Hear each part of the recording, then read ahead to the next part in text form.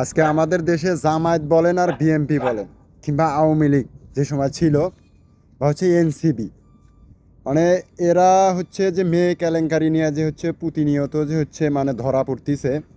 এর বিশেষ একটা কারণ আছে।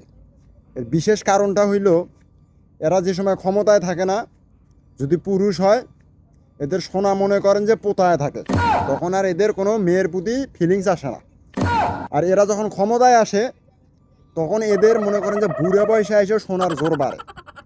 আমি এটা স্পষ্টভাবে বলতে পারি যে হচ্ছে আওয়ামী লীগ বলেন, বিএনপি বলেন, এনসিপি বলেন বা জামাত বলেন, আর যত দলে বলেন না কেন, এরা যখন ক্ষমতায় আসে, যদি মেয়ে নেতৃত্ব যারা দেয়, মানে ওদের আপনি যদি জামাই থাকে, আমি 100% শিওর ওই সব নেত্রীরা আপনি গিয়ে ডিএনএ টেস্ট করাবেন, 100% ওর ভিতরে হচ্ছে অন্য পুরুষের ছোঁয়া আছে।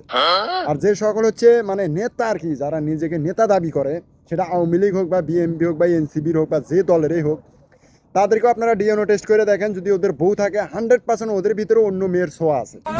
তো দিন শেষে এটাই যে হচ্ছে মানে ক্ষমতা যে শালার পোলারাই আইব, ওই শালার পোলারাই ওগোই মাগির নেশা থাকবো, মানে ওদের মাগি লাগবে, মদ লাগবে, হ্যান লাগবে, ত্যান লাগবে, মানে ওদের লাগবেই, মানে এক কথায় ওদের লাগবে ক্ষমতা। এর পিছনের কারণ একটা হচ্ছে ক্ষমতা।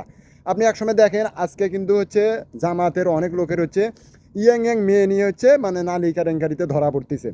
আবার অন্য জায়গায় বিএনপির নেতারাও ধরা পড়তেছে। কেন? যখন আওয়ামী লীগ ছিল তখন কিন্তু একটাও দেখা যায় নাই।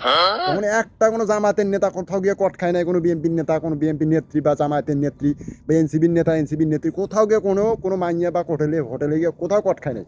কিন্তু ইদানিং যখন এরা কট খাইতেছে, তার মানে বোঝা গেল কি, কারণ এরা হচ্ছে ক্ষমতায় আছে, দেশে আওয়ামী লীগ নাই।